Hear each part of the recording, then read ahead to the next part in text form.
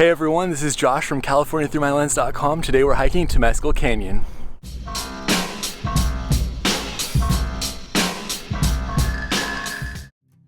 Temescal Canyon Park is located about a mile off Pacific Coast Highway on the corner of Sunset Boulevard and Temescal Canyon Road.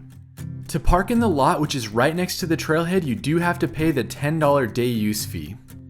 From the trailhead, I recommend heading to the right and going past the historic retreat center and cabins on a counterclockwise loop.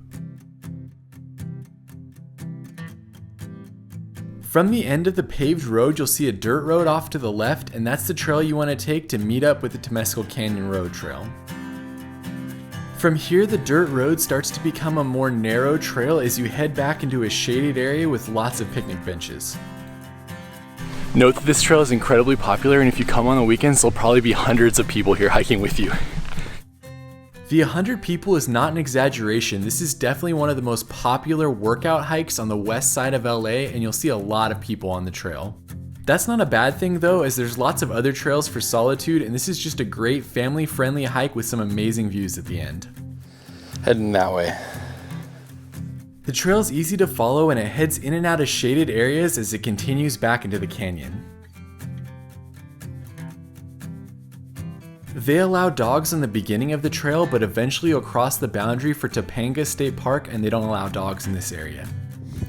We finally left the tree cover and got our first views of what I think is the destination. That ended up not being the destination, but you will go past that area on your way to the viewpoint. This section is pretty nice, but do note that it can be hot in the midday sun. We reached a pretty awesome part of the trail where we're walking along the ridgeline and you can actually see the ocean out in the distance as well. From here, you'll head back into a shaded area where the footbridge is at, and there is a seasonal waterfall if you come during the spring. There was definitely not any water when I came in late September though. From the footbridge, you'll be about 1.5 miles in on what is a 3-mile hike with 800 feet of elevation gain. We're a little over 1 mile in and about halfway. One more steep uphill push to the top, then all the way back down. As you continue up, you'll mostly be in shaded areas, but every once in a while you'll get some great views down into the canyon and out towards the ocean.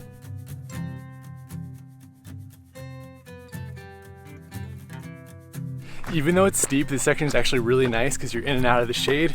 There's lots of great views.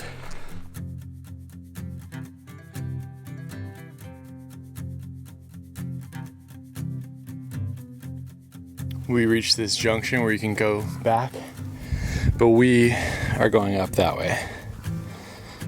From this junction, all of the elevation gain is basically done as you leave the Temescal Canyon Trail and connect with the Temescal Ridge Trail. We made it to the ridgeline. You can already see some great views down into Malibu and the ocean. That's the end right there.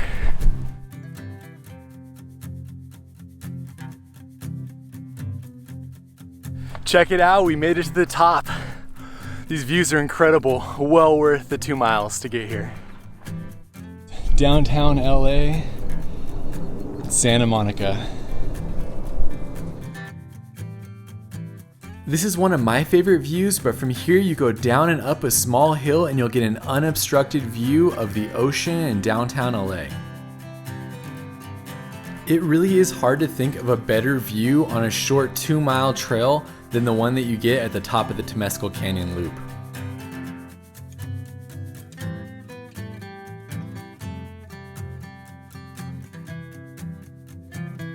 After you're done taking it all in, you'll just hike the Temescal Ridge Trail down and back to the car.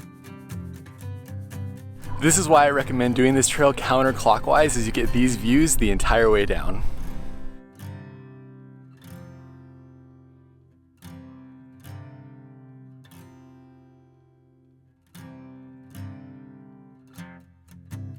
Alright, we're leaving the views, so I'm putting this away. Thanks so much for hiking Temescal Canyon with me. You can read more at CaliforniaThroughMyLens.com, and we'll see you on the next video.